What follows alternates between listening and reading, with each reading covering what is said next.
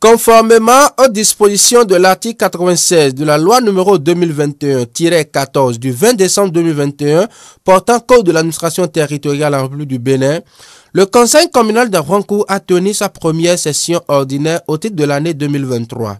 C'est la salle de délibération de la mairie d'Avrancourt qui a servi de cadre à cette séance tenue sous la présidence effective du maire Gabriel Sena Gaoutodé.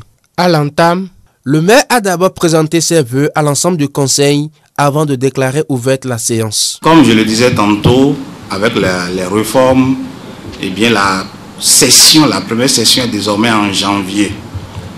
Et vu tout ce que nous avons vécu, la fête couplée avec les élections, ça n'a pas été facile. Mais je voudrais déjà, même s'il y a des biais, qu'on puisse totalement l'excuser. Nous allons nous améliorer vers les sessions qui arrivent. Donc nous sommes là pour étudier les documents qui sont mis dans votre dossier.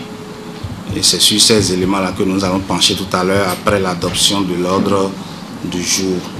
Et je voudrais être rassuré que ces documents seront étudiés pour permettre au secrétaire exécutif d'avancer dans le principe qu'est la réforme que nous sommes en train d'apprendre tous à cohabiter. Et c'est sur ces mots d'espoir que je déclare ouverte cette première session de l'année 2023. Je vous remercie. Après l'adoption et validation des points inscrits à l'ordre du jour, c'est au tour du secrétaire exécutif de la mairie de soumettre à l'assistance les différents exposés. Amendement et adoption du compte-rendu de la session ordinaire du 14 octobre 2022. Il s'agit de la session budgétaire de l'année. En 2, nous avons la validation du plan de communication et exercice 2023 de la mairie d'Avrancourt. En 3, la validation du plan d'action gouvernement ouvert de la commune. En 4, le compte-rendu de la séance d'échange avec les cabinets des géomètres et d'urbanistes sur la reprise des travaux de lotissement dans la commune d'Avrancourt. Et enfin 5, divers. Les questions liées aux travaux de lotissement ont également trouvé leur réponse. Le maire revient ici sur l'essentiel à retenir. Merci beaucoup, je vous remercie très sincèrement et c'est l'occasion pour moi de vous présenter les vœux les meilleurs de l'année 2023 parce que vous en tant que journaliste, vous travaillez à nos côtés, vous faites beaucoup. Merci beaucoup, vous avez suivi de long en large cette première session ordinaire de l'année 2023. Ce que nous devons retenir fondamentalement, c'est que nous sommes déjà dans la dynamique de la reprise de lotissement dans Avrancourt comme ailleurs. Mais nos lotissements étant serrés en 3 parties. Il y aura des chantiers que nous allons clôturer, il y aura des chantiers que nous allons achever et il y a des chantiers que nous allons suspendre. Alors par rapport à ça, il y a des documentations que nous devons fournir. Et ces documentations, suivant les cas, nous devons les finir d'abord. Si je prends le cas des lotissements, ils sont 3 à achever, à clôturer, je veux dire. Et ces lotissements demandent à ce que nous ayons tous les plans de récollement. Eh bien, ça demande que ce que nous mettons en place, la commission d'urbanisme. Dès que nous allons achever de remplir ces formalités systématiquement, nous allons démarrer. Pour la 3e phase qui consiste à clôturer ou à achever, eh bien, au nombre de 21, donc c'est le gros lot de ces chantiers. Il est question alors que nous mettons en place eh bien, les associations. Les AIS, il faudrait que nous les mettons en place, la commission d'urbanisme, et que nous présentons une autorisation pour avoir des titres fonciers. Or, nous avons 6 mois devant nous, on ne peut pas faire à ce que nous sachions les titres fonciers dans l'intervalle de 6 mois. Donc nous avons discuté déjà avec nous sommes en pourparlers avec la commission pour que la doléance puisse être posée au niveau du gouvernement afin qu'on nous allège l'obtention des titres fonciers. Une fois que, et ça va être une réalité, nous allons accélérer. Et nous profitons par cette occasion pour remercier le gouvernement.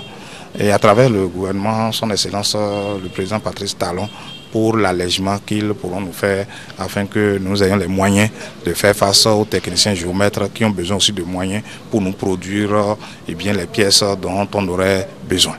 Donc, pour le troisième cas, il est question que quand les experts seront dans la commune, nous puissions justifier pour pouvoir racheter encore ces lotissements-là. Je crois que nous avons les moyens, nous avons les éléments qu'il faut pour racheter ces lotissements qui sont en souffrance. Donc à partir de ce moment-là, dès que nous allons remplir ces formalités, nous allons demander à la population d'être calme et de savoir que nous sommes en train de sérieusement travailler pour qu'à la reprise, nous n'ayons pas de difficultés. Je les rassure, nous allons y arriver dès que la commission départementale va nous lever ou faciliter les tâches par rapport à ce que nous avons, les doléances que nous avons posées. Je crois que tout se passera très bien. Ce chantier de la Maison des Jeunes est un chantier de souveraineté. C'est un marché et une entreprise à gagner. Et c'est assorti d'un délai. Alors nous avons fait des relances. Nous, vous savez que le maire ne fait plus partie de la chaîne de passation de marché. Donc les techniciens qui sont chargés ont fait les relances qu'il faut. Nous avons souhaité même qu'il y ait une séance de travail où je sois invité pour comprendre pourquoi. Mais jusque-là, le technicien n'a pas répondu. Nous allons demander aux responsables des chaînes de passation de jouer leur rôle comme cela se doit et que les correspondances qu'il faut soient envoyées régulièrement pour qu'à son temps on puisse situer les responsabilités. Mais c'est un sentiment de désolation, c'est un sentiment de mépris.